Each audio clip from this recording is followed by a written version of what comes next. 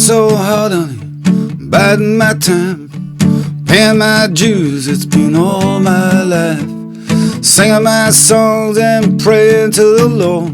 At the end of the day, I just don't give a damn.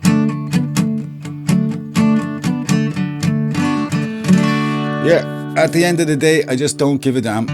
That's what it's all about. Cables, cables, more cables, more cables, more cables. Rolling cables for 30 years. You know, at some point, it'll be the death of me one of these days. You know, for 30 years I've been rolling cables, you know.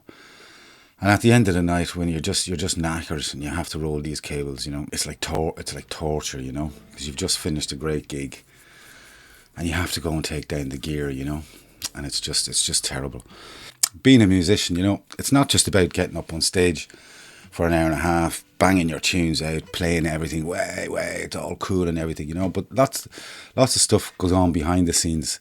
You know, you have to load the gear in the car. You know, sometimes it doesn't fit. You have to move this speaker, change this speaker, turn that around, you know, then get in the car, drive for about an hour and a half.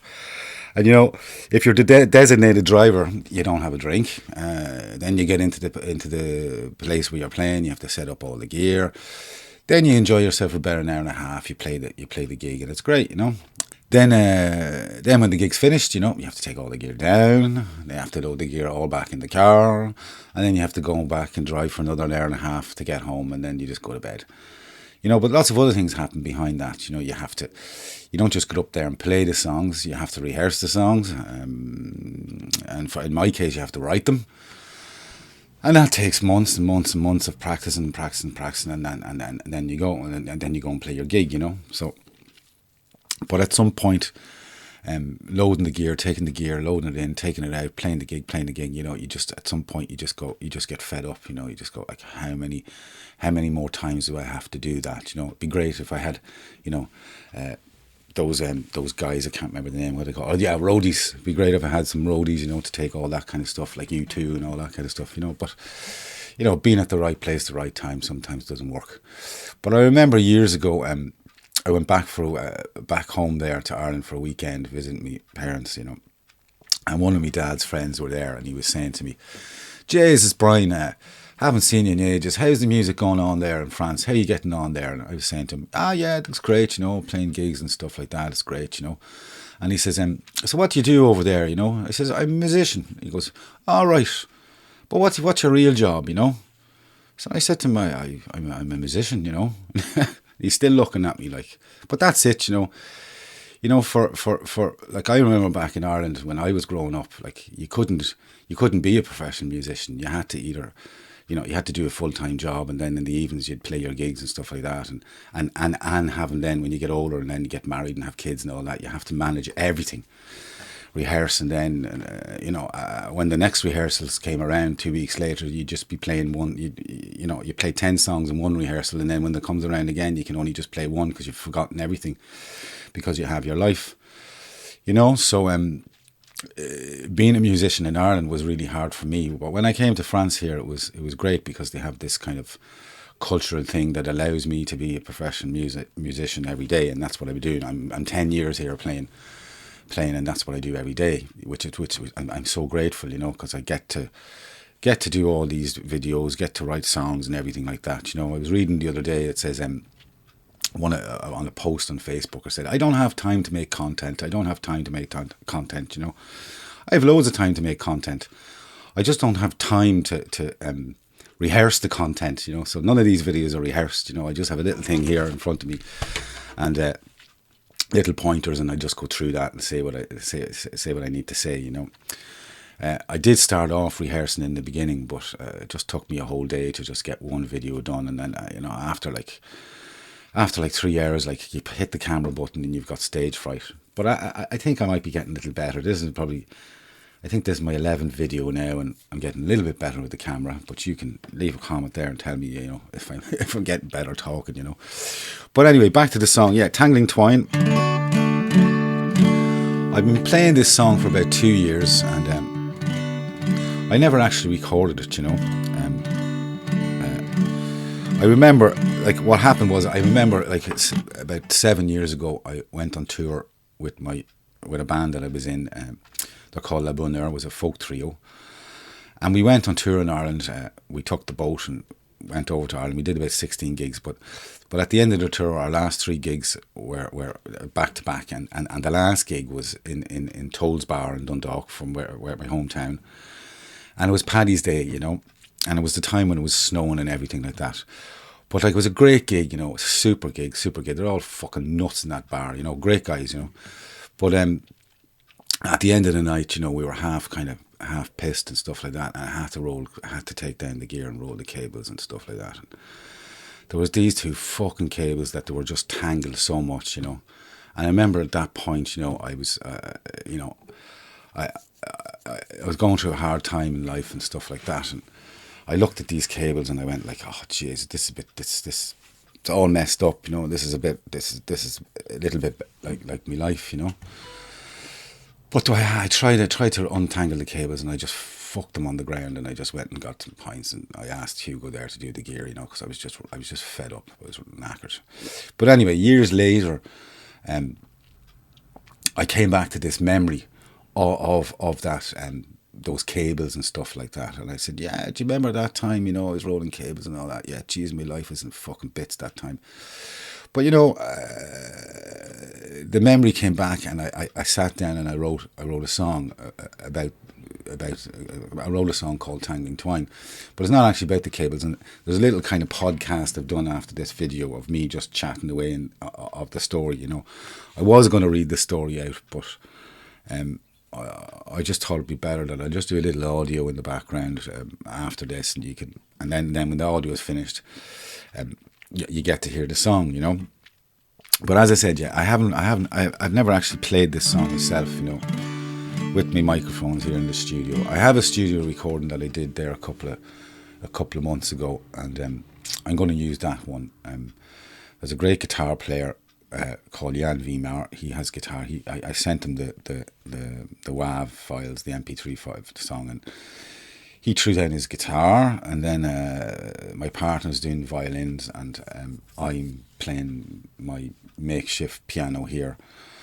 And there's this tango accordion that I play with the piano, and then I have the bass on it as well, which I did with the piano as well, because I don't have a bass and I can't play bass anyway. Yeah, so that's it. So thanks to the guys for putting down the tracks on the recording. It's a studio version. As I always say, it's just at a level. It's not mixed and mastered or anything like that. It's just at a level that I always leave it, because I write songs all the time. Songs coming out my ears. But anyway, have a listen to the song.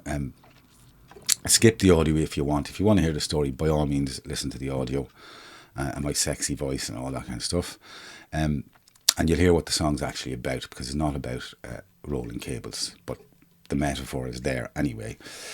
But yes, why am I putting this song up? Because this song, I'll probably never get around to recording it.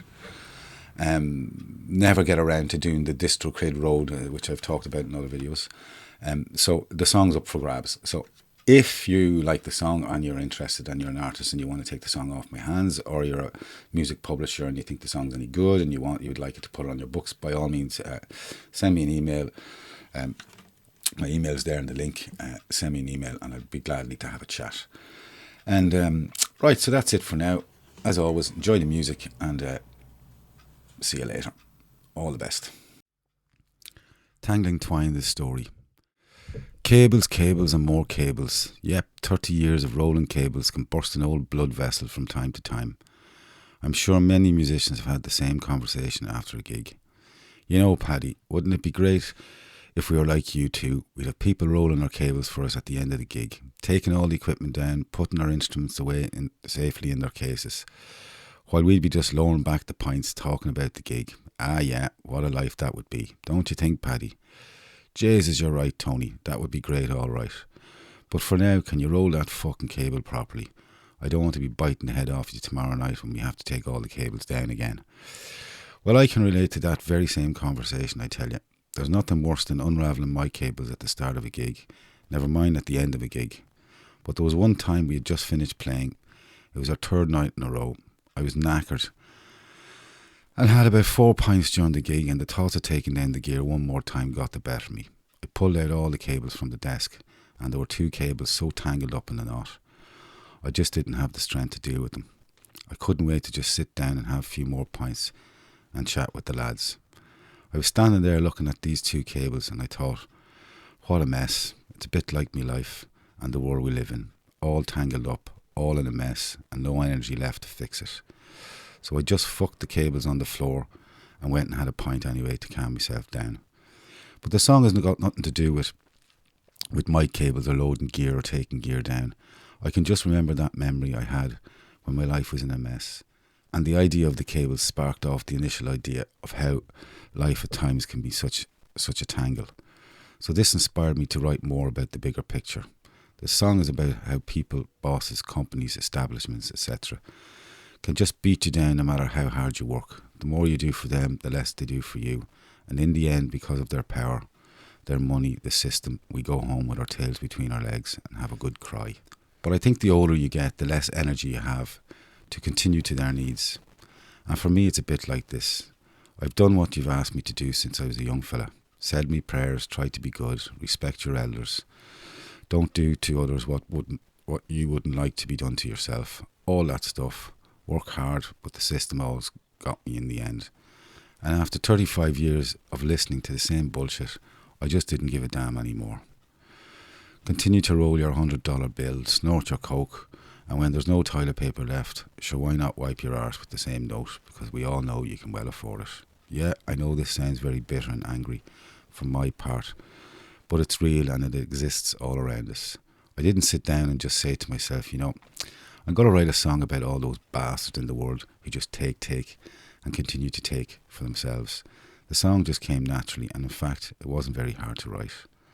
So the moral of Tangling, Twine is that there are certain things people can't take away from you. Your thoughts, your inspirations, your soul, for me anyway. The love of music is embedded in my soul. It belongs to me and it will die with me. Untouched. My thoughts, my creations, my music, I give to you. Thanks for listening.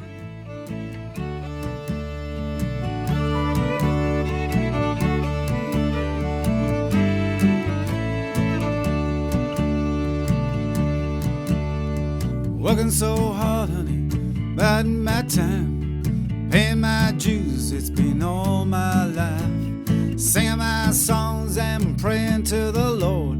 At the end of the day, I just don't give a damn. Westland Joe, an old friend of mine, he said one day I could just stop by. Well, all those girls and an open bar. At the end of the day, I just don't give a damn.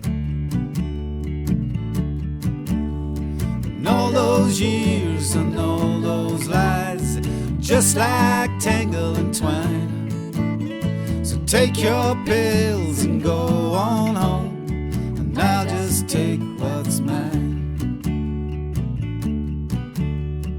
Prison calls, prison calls, prison by these prison walls. Take your glory and live your shame. At the end of the day, I just don't give a damn. And all those years and all those lies, just like tangle and twine. So take your pills and go on home, and I'll just take what's mine. Take it away, honey.